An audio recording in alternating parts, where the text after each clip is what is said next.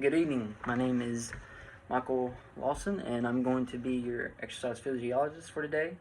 I got all your notes here, and it says that you're 32-year-old.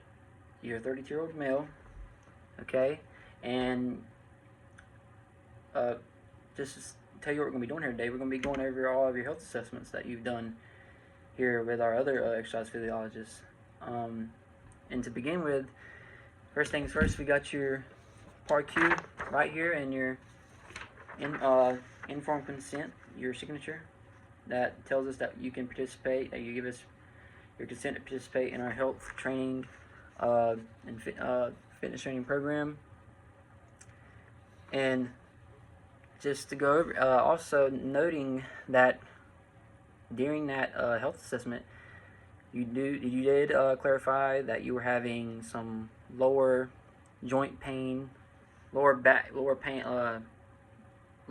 pain, and some pain in your joints and your knees. So what that should tell us is the exercise physiologist that was conducting your Practicum is that, through all these health assessments that we're going to do, that you have done, that you shouldn't have done anything that is going to put any jarring on your back or your knees that can make that pain any worse or worsen, or actually damage it even more if there's anything wrong there.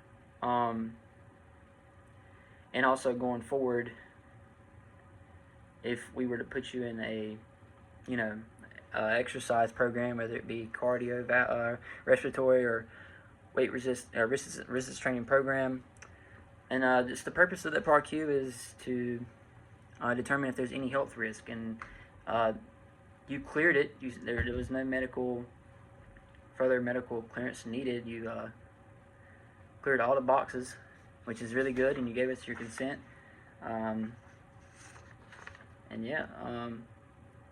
It just lets you know all the risks that could be partake by participating in this, but also the benefits, and that with us, you're taken care of, and your identity is not in jeopardy anyway, and you're perfectly safe here, and we're going to help you out. And that's our goal here. That's our job, and we want you to feel good and secure here with us, and well taken care of. So, first health assessment, your resting blood pressure. All right. So, your resting blood pressure, got here in my notes, was a 132. In your left arm was a 132/78, and your right arm was a 128/76. Now, the low numbers, which is a diastolic blood pressure, is normal. Okay. And the normal range for that is 80 or less, and yours is perfectly in that category, right? They're at 78 in left arm, 76 in the 78 in the left arm, 76 in the right arm. But however, your systolic blood pressure, which is the top number, okay, is a little bit high. It's out of range. The average should be 120 or less, and yours, in your left arm, it's 132, and in your right arm, it's 128. And this is why we do this health assessment, is to check, whether or not could be any indication that we need to be aware of. And the reason why it is because some people can be hypertensive. Now, although there is not no clear symptoms to being hypertensive, sometimes resting blood pressure could be an indication to that. As you should know, 1 out of 3 Americans are hypertensive. Hypertension can lead to a stroke and heart attack. Now, here I'm going to clarify. There's no need to panic here, because yours is not in the hypertensive state. Your top number is in the pre-hypertensive stage. Therefore, a simple diet and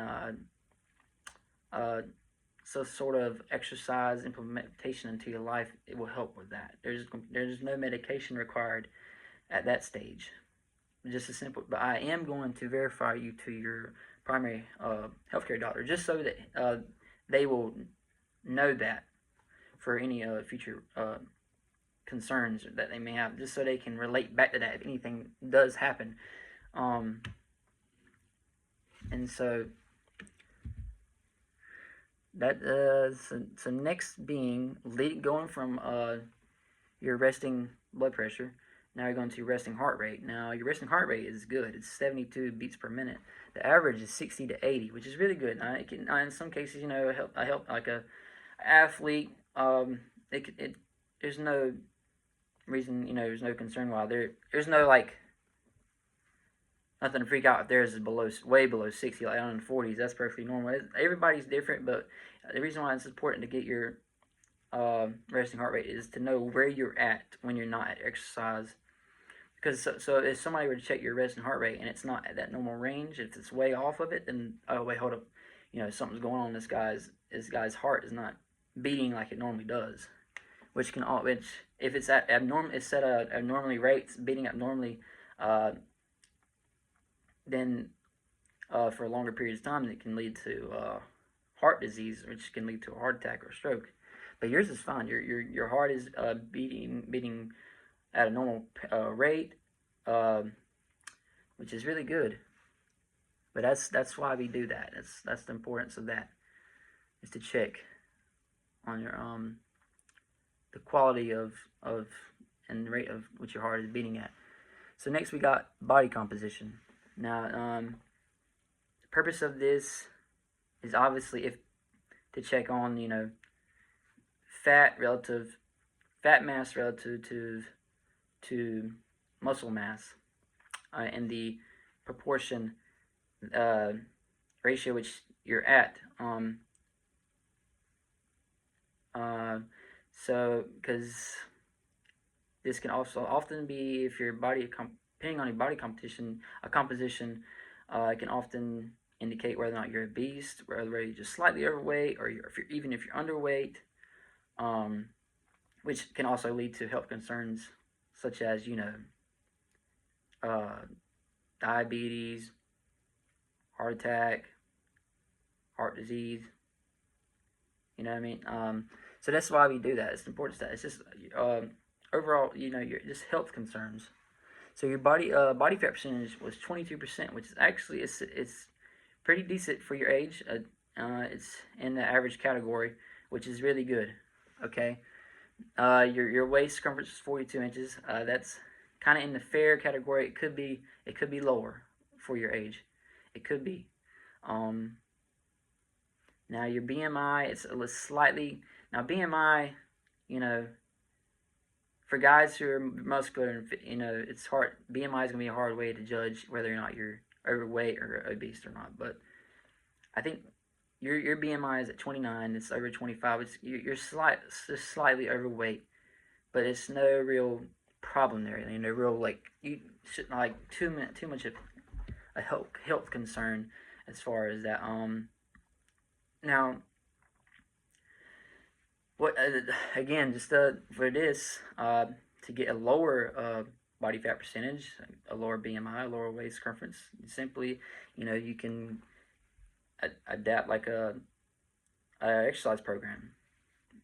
Again, whether it be resistance training or cardio, respiratory, or both, and we can help you with that here, and we plan to do that.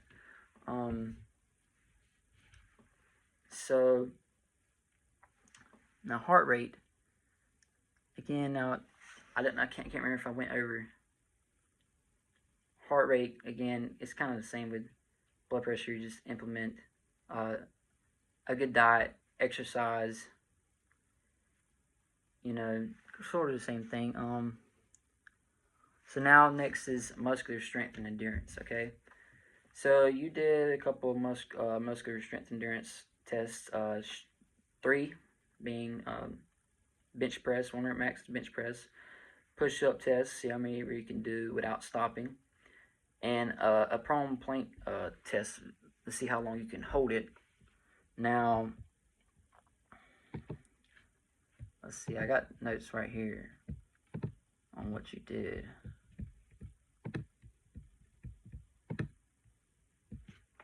So, on your bench press, you're in the 40th percentile. That's right at the fair category with your age, which is not bad, at all. but it can be improved, and we want to improve that. We want you to be strong. We want everybody to be strong at all ages, and men or women. We want to get strong. And your prone plank was a little low. It was your worst one out of three, and it was in the poor category is your 30th percentile, which is your abdominal muscular endurance. Sitting there holding that plank, it can be tough, but don't worry about that. We're gonna get you. We're gonna fix that right up. Next was your push-ups. You were in the 35th percentile. Look better. You're in the fair, right at the fair category with this one, and that's just another good indication of muscular endurance test.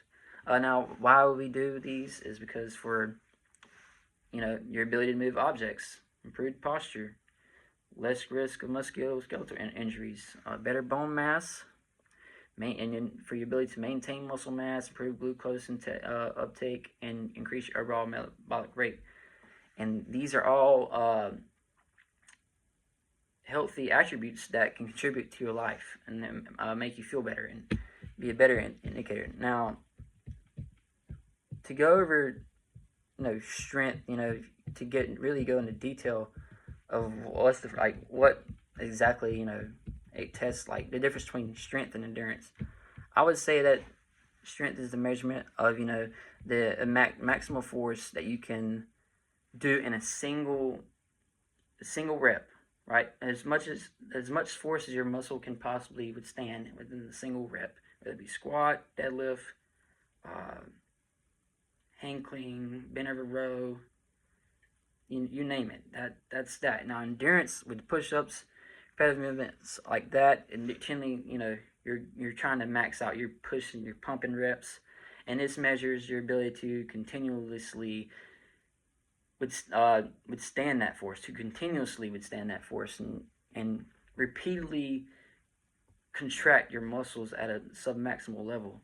So, and that's a good testament to all these and to all the health attributes that I said previously that that you can increase, which is overall going to make you a healthier individual.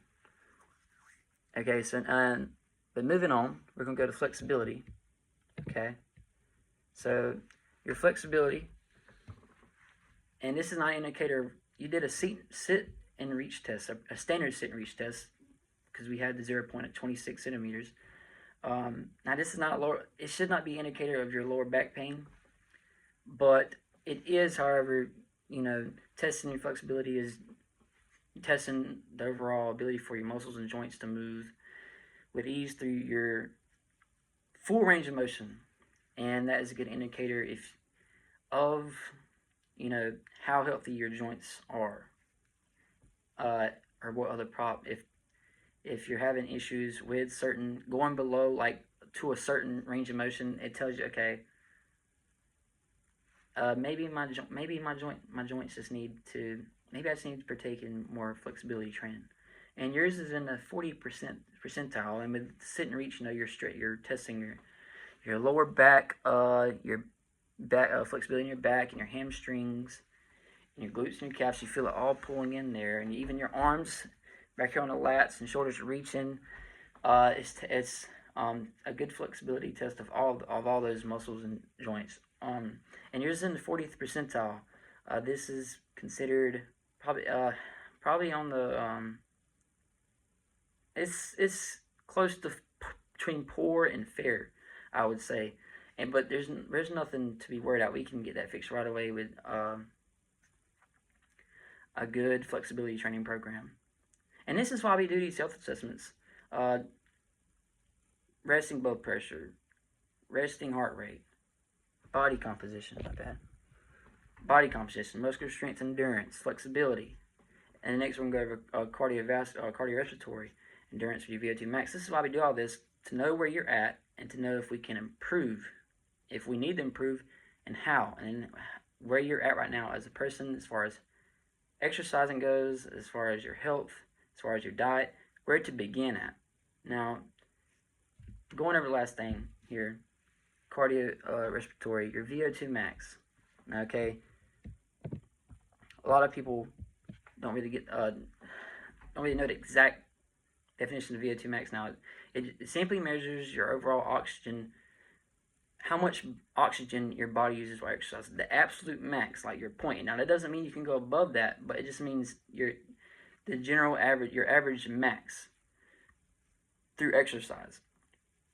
So it's when you're exercising and we're monitoring you and you're above it. If you go above it, we'll know. If you're below it, and we'll know what limits we can go to and what limits we don't really want to sometimes be too low, but below it, depending on the type of workout we're doing, right? So your VO2 max right here, I got it was 30 milliliters per kilograms per minute. Now that is it's in the poor category, okay, but it's nothing to be worried about. We're gonna get that squared away, rightly so, and so what we're gonna do is to do that is now we're gonna put you on a cardiorespiratory endurance program. We're going to put you on a flexibility program, and then a muscular strength and endurance program, resistance training program. And we're going to do that here. And I take it you're not a big, you're a beginner, so we're going to start. Don't worry, we're going to start at where you are comfortable with. We're not going to do anything that you won't be comfortable with, and we're going to boost all these stats up with a good training exercise program. Okay, so now these are all your assessments, and we've covered everything. Okay, we know what we need to do, and we're going to get you squared away. All right, and we're going to get these numbers better, and you're going to be feeling better, and you're going to have a better quality life, and going forward, and you're going to live a healthy and functional life, as everybody should be able to do too. And you're going to be strong and healthy and good to go. So let's get to it. And thank you for coming here today, man. Giving us time to do this. I appreciate you. Yeah, thank you.